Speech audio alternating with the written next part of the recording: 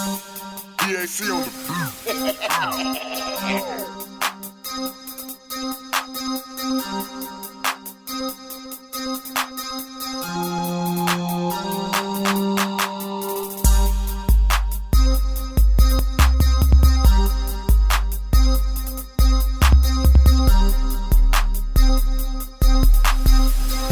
My name is Dalton from Batesville, Mississippi. What I do is I'm an audio engineer. I do live and studio work, and I'm a guitar player and a singer, playing in a few bands. That's what I do. It doesn't sound like a whole lot when I say it like that, but it eats up all of my time. So the one I prefer to do the most is all of them. I don't give love to one more than the other, and just kind of do all of them. It's just gotta be a jack of all trades, I guess. One of my bands, Seasick Harbor, which is something that I started. I just started singing, and I just kind of just went, head first into all of it. And we're recording an EP. We're working on that, and rehearsing, of course, and rehearse as much as we can before the gig, and which normally isn't very much because we're all hectically busy, and so we'll probably have 3 or 4 rehearsals before a gig or so. It depends on the size of the gig. Like if I ran sound for Levitt last fall, and that took days of preparation. I had to find a sound crew to help me put everything up, and then had to get all the gear ready. Had to get it staged so when the day came, we could just grab it, throw it in the truck, and go. Not have to find anything. So I get all the odds and ends tied before,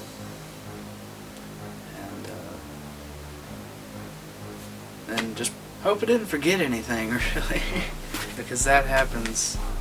We're out there, and it's like, well, crap, we left an extension cord, or left the power strip. Now what are we gonna do? Well, just have to adapt. Oh, forgetting gear? Yes. Yeah, yes. Oh man, it's nothing too memorable that we forgot that we couldn't work around. It's like, oh, we needed an extra mic cable or an extra extension cable, and just little things. We've never forgotten anything major, and we just work around it, find a way. That's a big thing in this industry. You just gotta work with what you're given and be adaptable.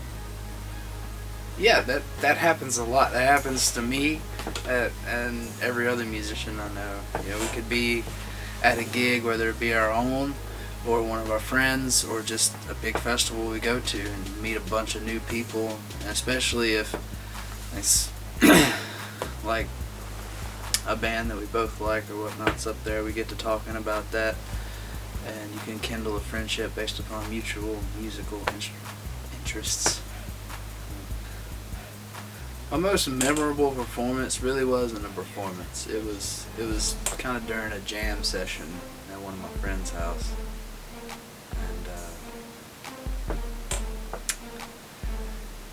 and it was one of the first times that I'd ever been in a band situation where I don't know what I'm playing. We're all just improv, and everybody's just having a good time.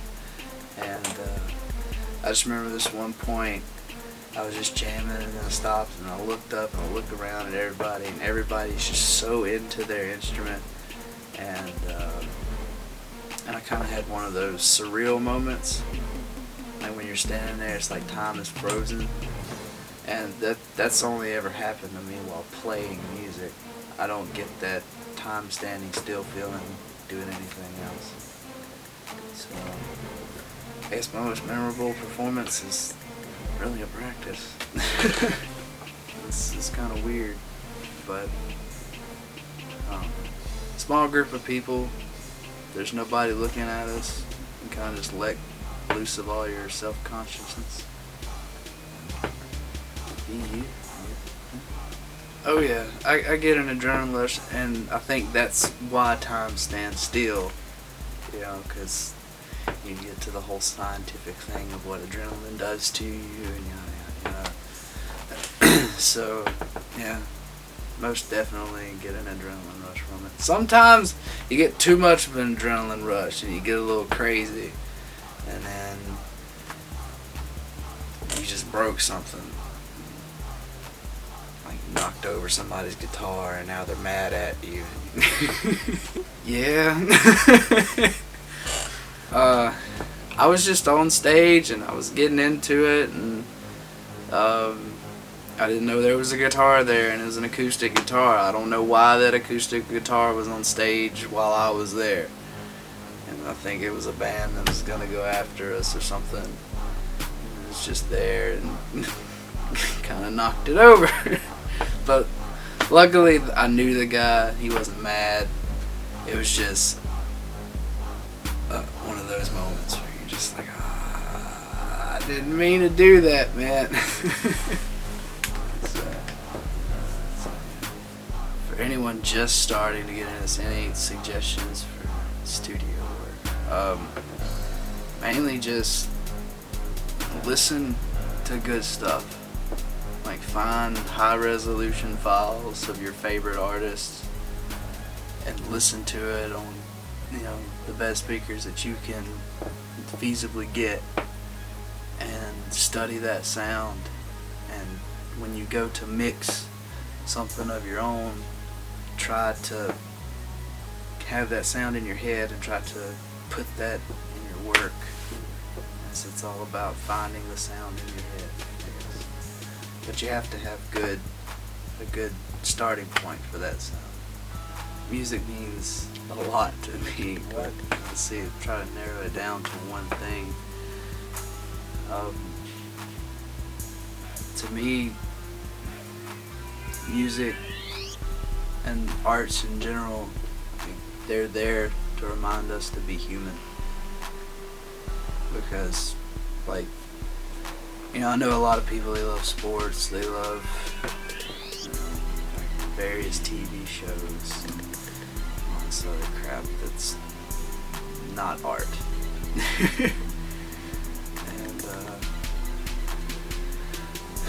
And it speaks to a certain human part of us, but I guess I'm really talking about the compassionate side of us. I think art and music speaks more to that side of humanity. So I guess it really reminds us to be compassionate and forgiving and stuff like that.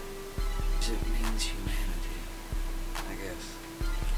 My music, what it means to me is just,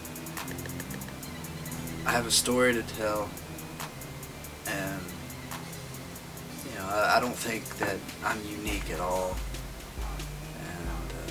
But I think we all have our own perspective, and maybe my perspective will work for somebody else that's kind of going through the same thing that I'm going through, that I've been through.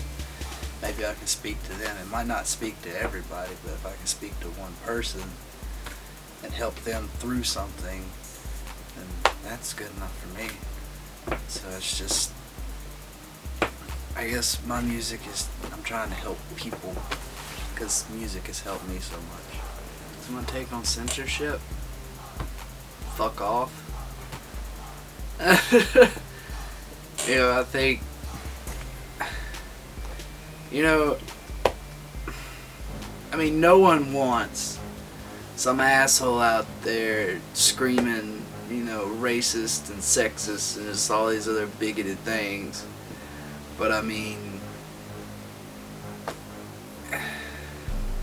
I don't believe in not exposing people to things, because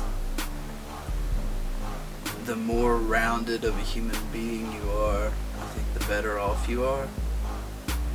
And if you are kept from certain things, when those things happen to you, you're not going to know what to do because you weren't exposed to it in a controlled environment. I guess I kind of would morph into another debate about censorship in schools, and then it's just a whole nother thing. Censorship it's never caused me to be rejected. I mean, there was a story about when I was playing in churches.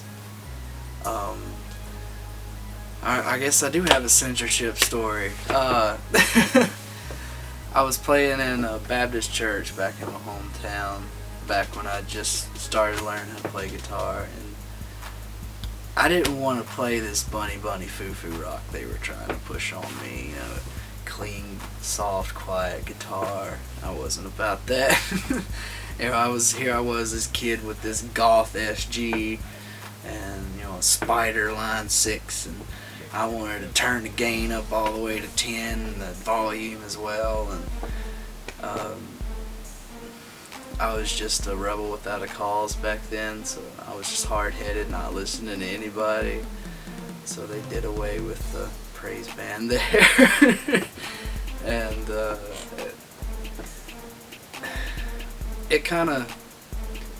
it stifled me a little bit, but I think in the end it fueled me to want to do my own thing even more. Makes you unique? Well, my own thing, I already told you I don't think I'm unique. I can go in a whole discussion about, you know, I believe in individualism to a point, but I don't think no one person is unique out of everyone in the world. And that's because, I mean, everybody fits in some kind of category, but I mean, who wants to sit there and think like that? You know, that's not what we're told in America. But I mean, I look at myself from this standpoint. There aren't a whole lot of people who can do music and do it well. But like, when you look at the grand scheme of things, 7 billion people in the world, how many of those are musicians, and how many of those musicians are actually working musicians, you know, with just working in the music industry at all. And most people, I don't want to sound like special snowflake or anything, because I'm not, but most people can't do this industry.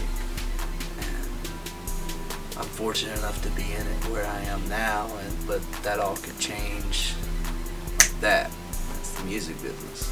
I could be doing this and my career can go up, and I could be on Easy Street, or I could be doing what I'm doing now, then all of a sudden one day it just stops, and well, I guess I gotta go work on the railroad.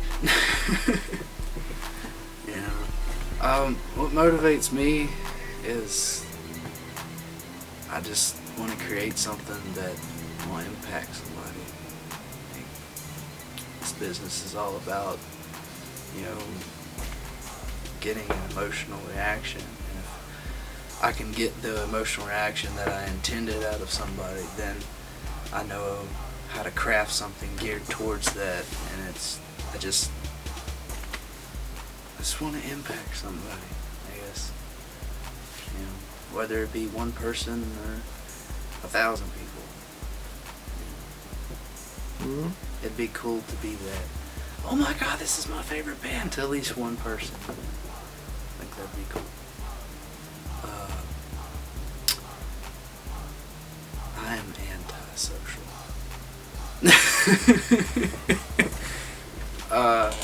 Well, I mean, you can find me on Facebook. I'm on there a lot. That's about it, really. Facebook, man. It's just Dalton Shipley. I don't have, like I said, I'm in the infant stages of my band, and my bands, we're all in infant stages and whatnot. I know they're have friends who are younger than me that are way ahead of me, and I'm like, God, I gotta catch up. But yeah, find me on Facebook, shoot me a message, whatever. I can get you in the studio, run your live event, and I'll play a little ditty for you if I have to.